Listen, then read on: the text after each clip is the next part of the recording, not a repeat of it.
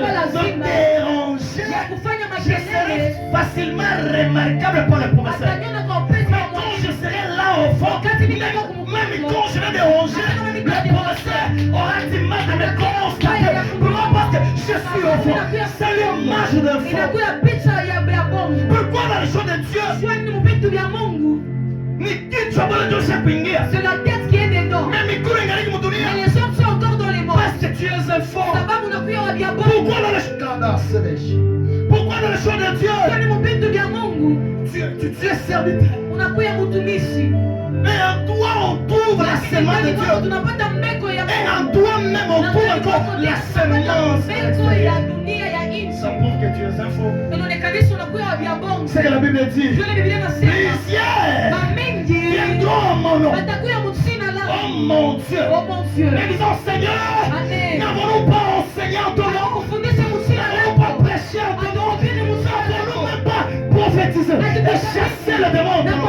Et Jésus leur dira, je ne vous ai jamais connu. Vous les serviteurs de l'uniquité. Mais le problème ce n'est pas citer Jésus. Mais le problème c'est être dans Jésus. Écoutez, citer Jésus, même le païen, même le citer. Je suis en train de dire ceci. Ce n'est pas prophétiser. Tu peux te rassurer que j'ai un Dieu. Même un marabout peut donner. Peut prédire. Même le charlatan peut aussi prédire ton avenir. C'est qui prouve que j'ai un Dieu. La réponse dans Matthieu 7, la Bible dit, vous ne les reconnaîtrez pas leurs fruits. Et les fruits, ce n'est pas dans la démonstration de la parole qu'on change le péché. Non. Amen. Les fruits, ce n'est pas du fait que je chante bien. Les fruits, ce n'est pas du fait que je suis en train de jouer bien au clavier. Non, c'est pas ça. Dans les comportements. Écoutez, le monde n'a pas besoin de la citer Jésus. Le monde a besoin de voir Jésus dans ton comportement. Il n'y a pas d'amen.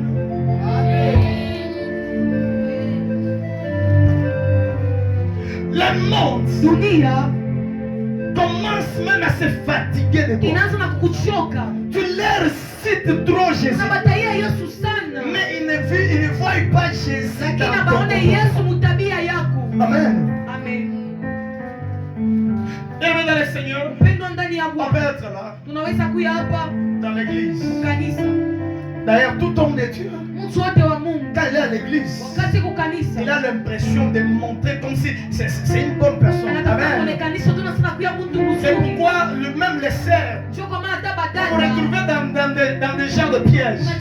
Vous pensez que parce que vous les frères de Mutumishi, à Kinyo, à Kalichunga, mais non, loin de ça. Amen. Pourquoi? Parce que vous pensez que le fait qu'un frère réussit en train de modérer, il va même bien te garder. Ce n'est pas ça.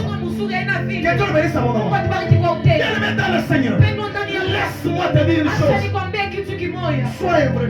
Quand tu es vrai, tu n'auras pas la position comme de cette femme Rahab.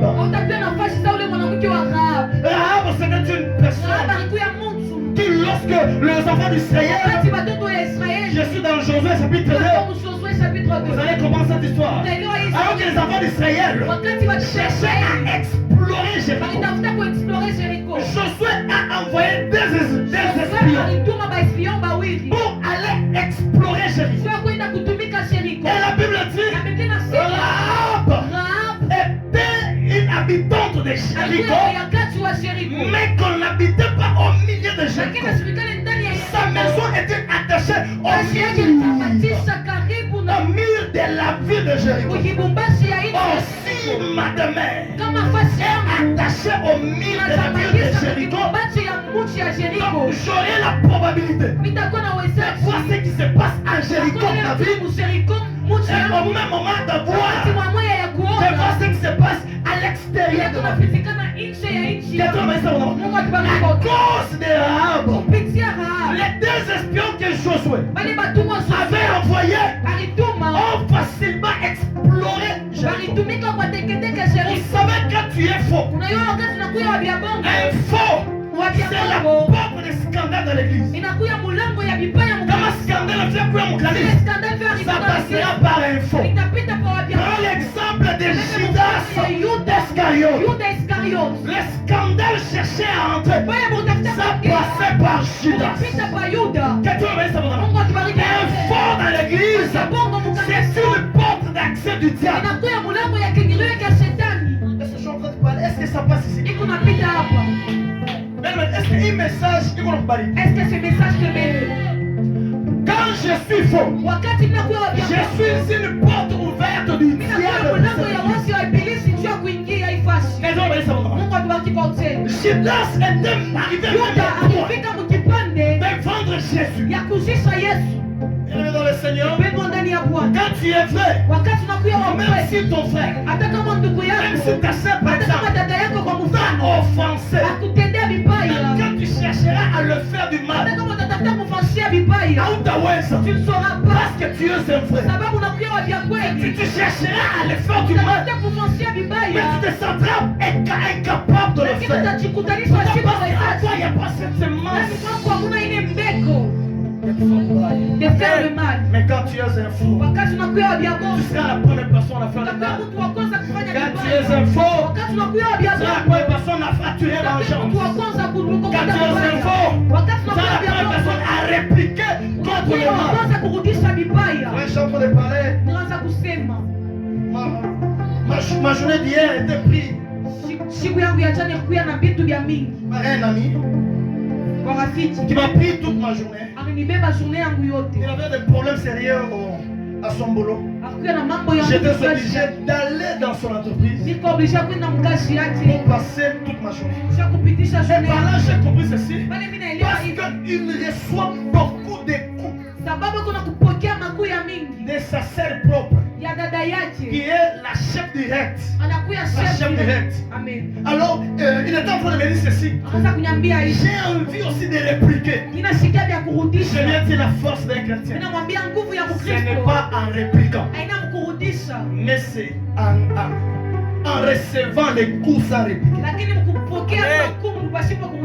La victoire d'un chrétien, ça ne se retrouve pas en répliquant, mais ça se retrouve en supportant les actions.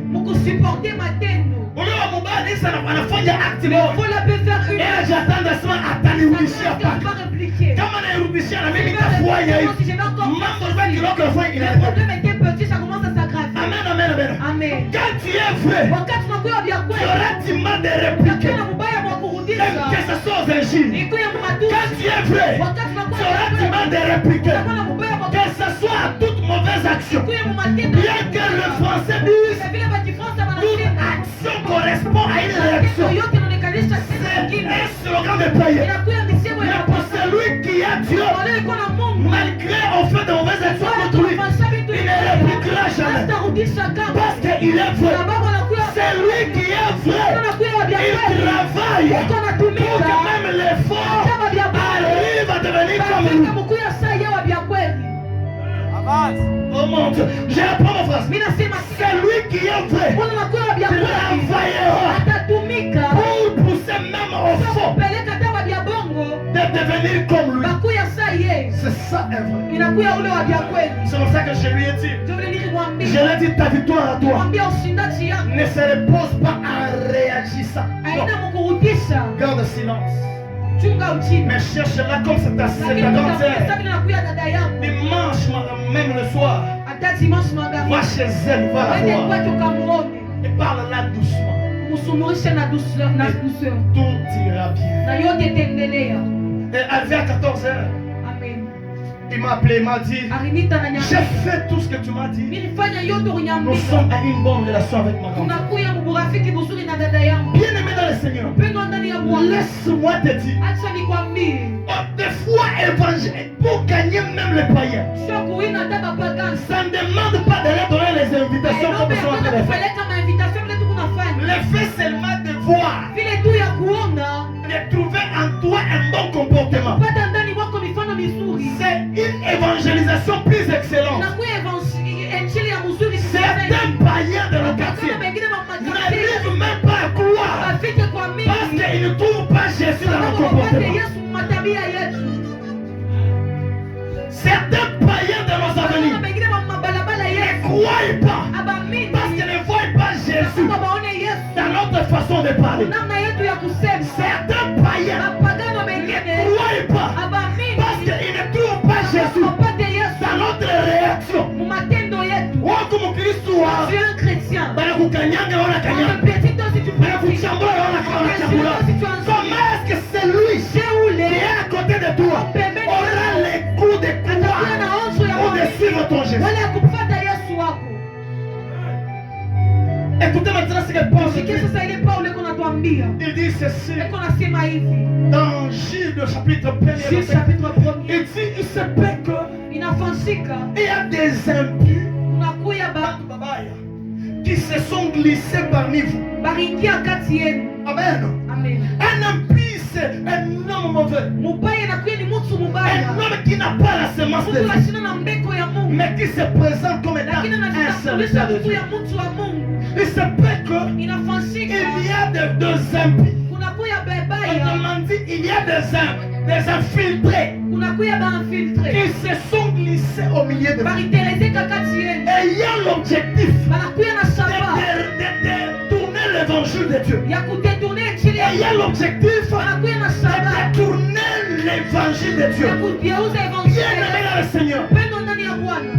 Mais au vocabulaire symbole, je te donne un symbole. À chaque fois tu es à côté de ton frère ou de ta voisine, si tu les marques dans sa vie, à chaque fois que tu attaches un aïe, tu sens le dégoût.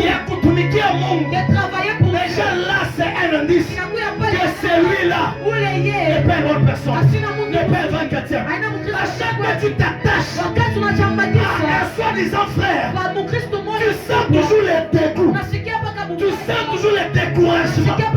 Mais chercher Dieu, c'est un indice de dire que ce frère-là n'est pas un bon. Parce qu'un véritable chrétien, si tu l'es côtoyé, tu auras toujours envie de chercher Dieu, même si tu étais faible. Un véritable chrétien, comme on a dans l'œil, même si tu étais faible en prière, tu auras toujours les coups de chercher Dieu. Pourquoi? Parce qu'il est vrai. Pourquoi tu dis que tu es vrai, mais tu dégages les semences de faux? Pourquoi tu dis que tu es vrai, mais les résultats qui sont en toi n'est pas un résultat de vrai chrétien? Pourquoi tu dis que tu es un vrai chrétien, mais tu es la bonne personne à décourager les autres? Pourquoi tu dis que tu es un vrai chrétien? Il n'y a pas un mois, j'étais parti prêcher dans une église. Déjà quand je faisais mes préparatifs pour aller travailler, Dieu m'a donné l'état de cet homme. Dieu m'a donné l'état même de l'avenir. Dieu m'a donné l'état même de ce quartier. Et il m'a même donné l'état d'homme de cet homme. C'est une mauvaise personne. Mais Dieu m'a dit va. Annoncer ma parole. Je suis arrivé là. Déjà Dieu m'avait dit que c'est un faux. Il y a déjà des choses bizarres. Malgré que Dieu m'a révélé son état là, moi je me suis chargé juste de donner la parole de Dieu. Et je suis rentré sans même avoir l'intention. Il y a tout à dire de mauvaises choses pour les enfants qui quand tu es un vrai, tu vois ton frère dans le mal, tu ne seras pas la première personne à propager son mal, mais tu prieras pour lui. Tu chercheras même à les soutenir. Pourquoi à chaque fois tu apprends que ule mwanjako anaanzaga kuomba meapa shiombe ile courage ya kubeba na mambo na kwenda kuizambanisha unepata chrétien, si tu étais un vrai chrétien, tu allais au lieu de propager son mal, tu allais prier pour lui. Oh mon Dieu, mon message, je vois, il n'est pas le bienvenu chez les gens. Amen. Je m'en fous, même s'il n'est pas. Mais au moins, c'est le message que Dieu m'a donné. Soyons les vrais. Écoutez, Matthieu chapitre 13. À partir du verset peut-être 26, 27, jusqu'au 30, 35, 36, vous comprendrez les choses. La Bible va dire ceci. Il y avait le maître du champ qui avait semé la bonne sémence, le blé.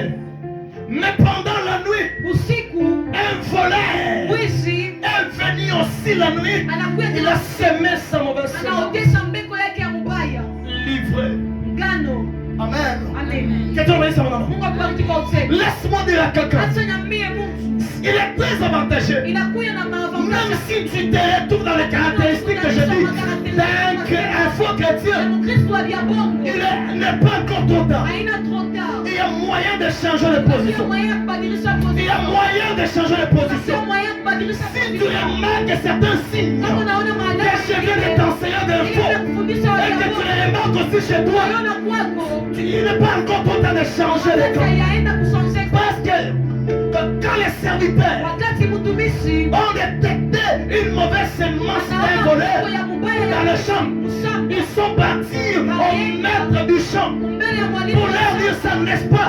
Tu as semé une bonne sémence, mais voici aussi la mauvaise sémence. Le maître du champ leur a répondu ceci: laissez les blés et livrés croître ensemble. Au temps du récolte, nous allons prendre d'abord livrer. Nous allons les rassembler et nous allons les mettre au four. Et par après maintenant, nous allons prendre les blés. Minji, amen. Et nous allons le mettre de côté. Bien-aimé le Seigneur, ce n'est pas à Dieu de te changer.